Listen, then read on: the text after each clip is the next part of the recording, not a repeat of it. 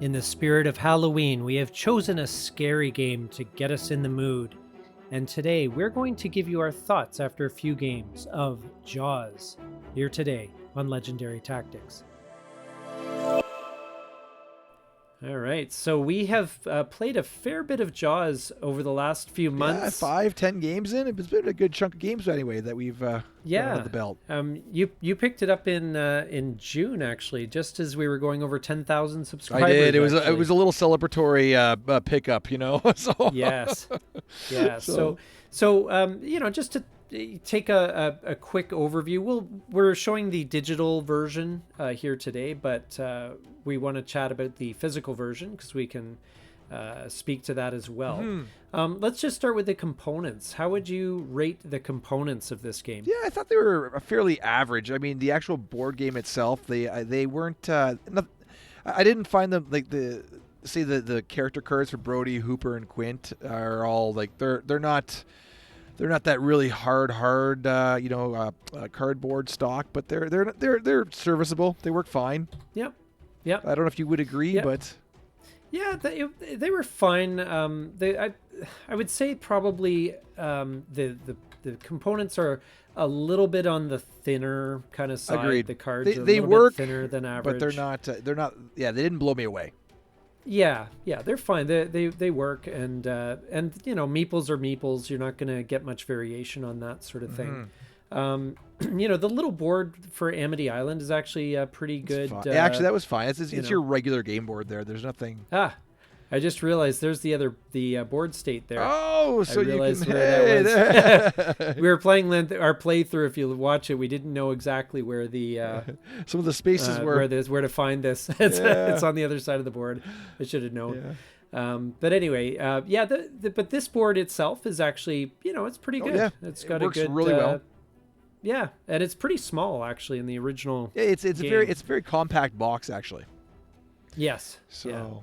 So anyway, so this was, a game that we've played a few times. Now, overall, like, how would you say the ease, the rules, the ease of learning the rules? Oh, it's not. It's on the complexity scale. I'd say it's fairly low. Yes, it is not too hard to pick up. Yeah, and now, I'm that imagining. said, I mean, there's some like little rules clarifications that we even in our playthrough we had to just double check on. Yes. I find there's a few little kind of nitpicky rules. Nothing too crazy. It's more just dealing with specific situations. And the hardest part would be maybe figuring out how the three characters work, to be honest, because there are three different approaches to what they're trying to tackle in the game. So you have to sort of know what each is up to. Yes.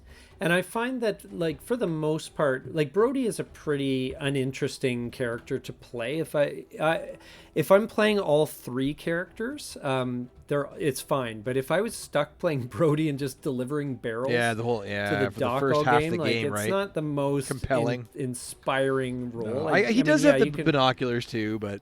Yeah, and you can close the beach, which is handy. It's not bad, but I think that Hooper and Quint are much more interesting to play as characters because, with Hooper you get the fish finder, you get to zoom around at high speeds, and Quint, of course, is firing the barrels out and gets to actually nail the shark. I was kind of wondering, do you feel that there's some shades to Pandemic in this with like three characters all with specific kind of like specialized abilities?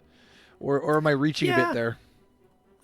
Maybe a little bit. I mean, the theme is way different, obviously, but I'm just talking about general mechanic of the gameplay there, It's funny you say that because actually, as I look at it now, the components do kind of remind me a little bit of Pandemic with their kind of the way their graphic art looks. But, maybe that's what just kind of spurred it in my brain just now. I was like, oh, you know what? That's kind of like Pandemic, in a really, really loose way. So very loosely connected.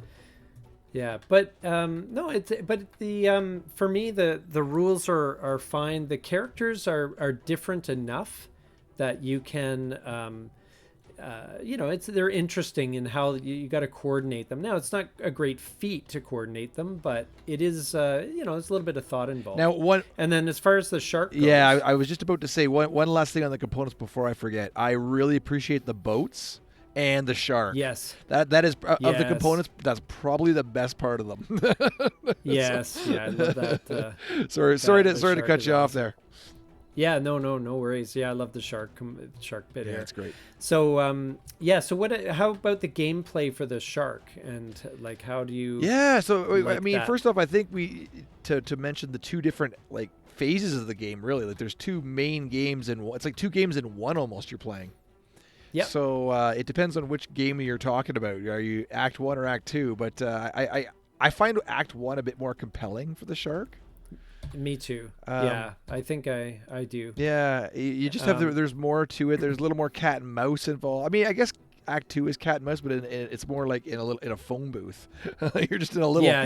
It's really Yeah. tiny area, Yeah. but yeah, you just you have a little more. There's a little more range and a little more just cat and mouse in general on Act One. Yeah. The other thing that's weird about the first act though is that you're not playing to win the game. You're just trying to play to get the most ability cards in part 2 and to limit the amount of crew gear that the crew has. So it's kind of it's kind of interesting because I think there's a sense when you first pick up the game that you have to win the first part of the game, but there is no win. It's just setting you're yourself setting up, up for you're success setting yourself or a up. harder challenge Yeah. in the actual finale. Yeah. Now that said, I have had a situation where I was able to kill the shark, and I think they only got maybe 2 or 3 swimmers or something like that. So the crew had 10 gear, and the shark only had 3 abilities, and the shark ended up winning. It's actually So- really funny you mentioned that because that was my biggest criticism of this game, or one that's come to mind, and is that I haven't seen the shark win a game. So you Yes. actually did Yeah, see the I shark have. win. Okay. Yep, and they had a really poor first round, and they ended up turning it around actually. Interesting, So, because that's yeah. in the games that you and I have played, and you and I and Flash have played. The humans always won. So Yeah, I was kind and of wondering I if will it's s- skewed yeah. towards humans after how much we played. Yeah, I will say that if you're playing with gamers, like if you play with friends that don't game a lot, this is just a fun kind of, try and like Scotland Yard, try and find Mr. X kind of thing. Yeah. I find that if you play with gamers, especially Flash, like he will be like, okay, the fish finder went down here, the shark is nearby. He only had 1 move left, so he could only he be in completely 7, 4, or 8. He is breaking And- it down. Yeah, and it's really hard to do well if someone really deeply thinks about it. It's very hard to hide as the shark. Yes. You need to use all of your special abilities as just burn through them basically and try and get as many swimmers as you can. But if you're playing more casually, I think it's it has more. Yeah, this is definitely more of a fun in that sense. lighter, fair game for sure. Yes, and I think that's the niche it's trying to fill, Yep. and I think it does that pretty well. I mean, I think the big selling point, and it's actually what reeled me in, is the theme. The theme Yes, alone, nicely the done. theme got me right. I was like, oh yeah, Yeah. I gotta have a game about Jaws. So yeah, so- absolutely. I was very intrigued by this, and I did like the idea of 2 acts. I've never seen a game where you play Act 1 and then you move into Act 2. And Act 2 has grown on me. I didn't like it very much when we first started playing it, but I have gradually grown to appreciate it a little bit more. Well, the card is a neat mechanic where you have your cards hidden, and you can you have some. And it's the cards that you've earned over the first act, right? So that's kind of a neat. Yes. I like those ability cards from both sides. Yes. Yeah. Now, what about it it's- kind of grew on you though? What is kind of Well, at the beginning, it felt a little more. I don't know if random is kind of the word, where you draw these 3 cards and then you place your attacks, and it's more of like it felt just like a little bit of a bluffing game where, and very luck dependent. But I think, depending on your gear situation, yeah. I think it and the overall situation, I think that it becomes there's a little more skill to it than I first gave it credit for, especially once you have people swimming around in the water with the shark or or diving in after it or something like that. There's a little more nuance to it than I had first thought. I love the fact that these things get damaged or destroyed. Yeah, that is kind of neat. Yeah, so you can actually see the ship kind of slowly melt away and it, degrading, right? Yeah. And I think it visually it kind of looks cool as the ship gets beaten up. And very simple how they handled that.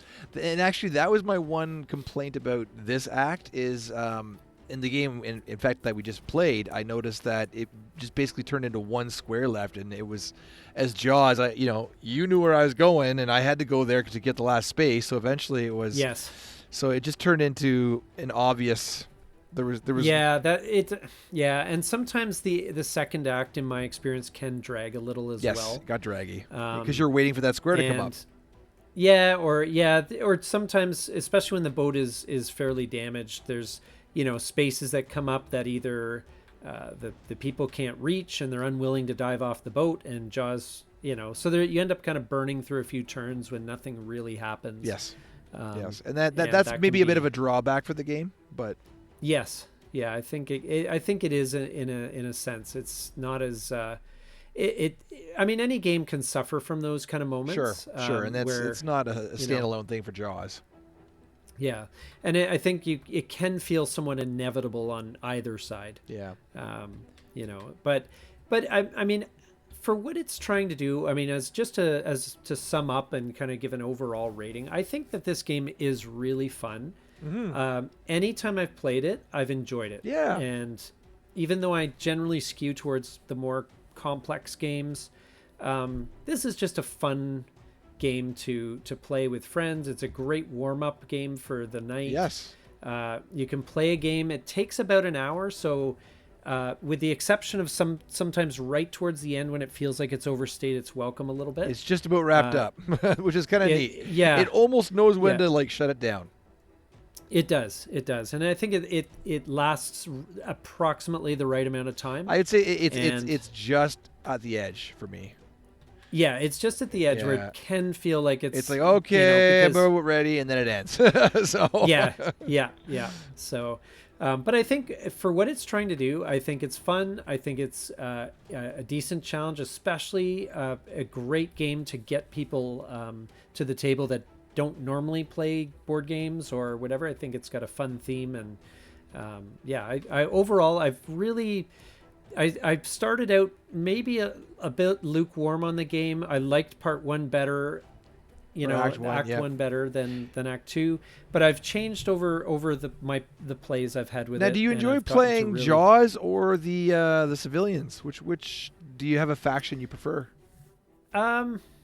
Actually, in Act one, I'm good with either. For Act two, I prefer the humans. There's more to do for the humans. There's more to do. Yeah, for sure.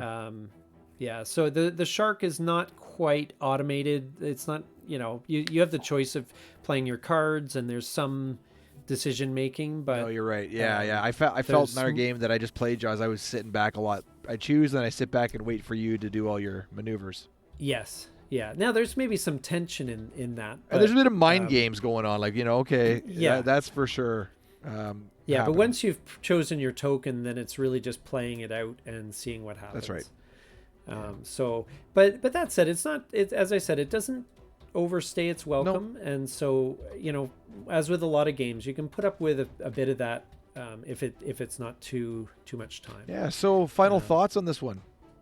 Yeah, I would recommend this game actually to anyone. I have no reservations in saying this is a fun game. Yeah, actually from like hardcore gamers right to ones that like just the the Walmart brand. Yeah. It really it fills that itch for anybody. If you like Jaws, if you like the theme too, you're gonna enjoy it. It definitely stays on point there. Yeah. And it's a little bit longer than a typical filler game. So if you're just looking for a warm-up game, it might be a bit on the longer side. It has the right kind of complexity, but it's a little bit on the longer side. I usually think of a filler game, 15, 20 minutes at the beginning of the night. Yeah. And this takes about an hour. You're going to be in an hour, yeah. Yeah, in and around. So, but overall, though, I think it's great, and I recommend it. Thumbs up, yes. We'll see you here next time. on Legendary Tactics.